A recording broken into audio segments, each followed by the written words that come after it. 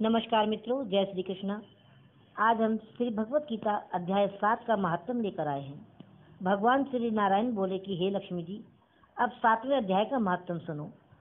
एक पटेल नाम का नगर था जिसमें शंखकुंड वैश्य रहता था।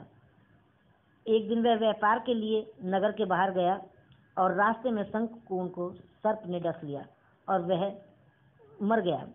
उसके साथी उसकी दाह क्रिया करके आगे को चलने गए और जब लौट करके आए तो उसके पुत्र ने पूछा कि मेरा पिता शंखकुंड कहाँ है। उन व्यापारियों ने कहा कि तेरे पिता को सर्प ने डस लिया और वह मर गया। ये पदार्थ तेरे पिता का है, तू ले ले। 1 करोड़ रुपया दिया और उसकी गति कराने को कहा। क्योंकि वह अवगति मरा था, उस बालक ने अपने घर आकर ब्राह्मणों से पूछा कि सर्प के डसे हुए की कैसे गति करानी चाहिए।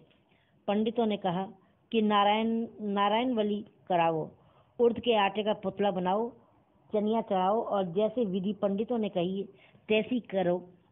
और उसने इसी प्रकार करी। बड़ा यज्ञ किया, बहुत से ब्राह्मण जिमाए और श्राद्ध पिंड पत्तल करवाया।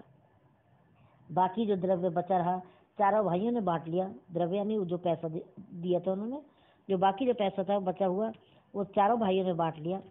एक पुत्र ने कहा कि जिस सर्प ने मेरे पिता को काटा है मैं उसको मारूंगा।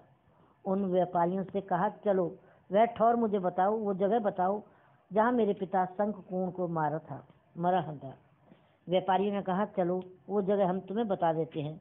और उन्होंने वहाँ उसे ले जाकर खड़ा कर दिया। देखा तो वहाँ एक बामी है जिसे कुदालों के साथ खोदने लगा। जब छेद बड़ा हो गया तो वहाँ से एक सर्प निकला और कहा, तू कौन है, मेरा घर क्यों खोद रहा है।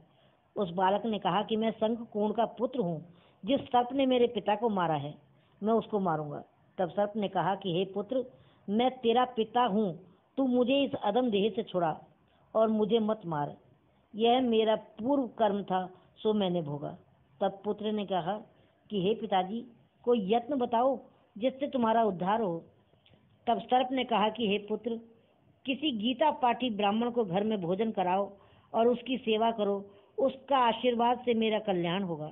तब उस बालक ने अपने घर और उस नगर में जितने गीता का पाठ करने वाले ब्राह्मण थे उन सबको बुलाकर श्री गीता जी के 7वें अध्याय का पाठ कराया और उनको भोजन कराया।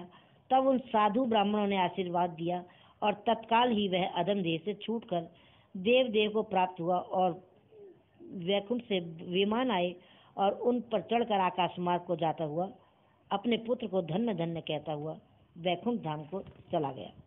तो लक्ष्मी जी, यह श्री गीता जी के अध्याय 7 का महात्म था जो मैंने आपसे कहा है। आगे भी जो पृथ्वी पर गीता का पाठ पढ़ेगा उनका उद्धार होता रहेगा। जय श्री कृष्ण, जय लक्ष्मी नारायण।